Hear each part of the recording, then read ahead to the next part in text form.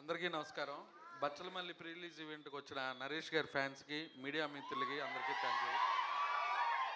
ఎలా ఉంది teaser? సాటిస్ఫైయా? Okay.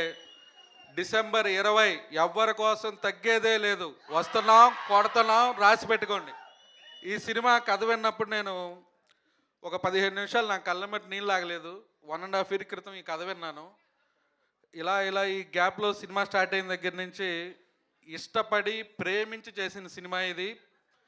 కష్టాలంటూ కష్టపడి చేసాం అంటారు. నేను ఇది ప్రేమించి చేసిన సినిమా ఇది.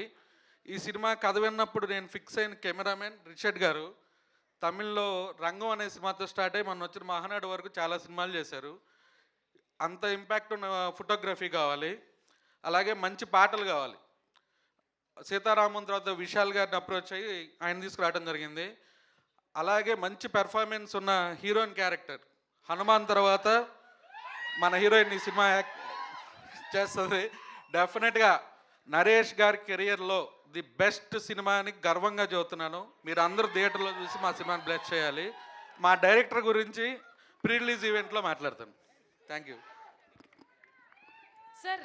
ఇది ఒక్క క్వశ్చన్కి ఆన్సర్ చెప్తారా? ఇది కూడా ప్రీ రిలీజ్ చెప్పండి. ఎలా సార్? ఏది ముట్టుకుంటే బంగారం? ఏమన్నా రాయి ఏదైనా కలిసి వచ్చే స్టోన్ లాంటిది ఏమన్నా పెట్టుకున్నాను? వెంకటేశ్వర స్వామి ఇదేదో రాయి కనిపిస్తుంది సార్. అంటే ఏది ముట్టుకుంటే అది అట్లా బ్లాక్ బస్టర్లు ఎలా అయిపోతున్నాయి సార్? అలా కథలు అలా వస్తున్నాయి. ప్రేమించి చేస్తున్నారు కాబట్టి. కరెక్ట్.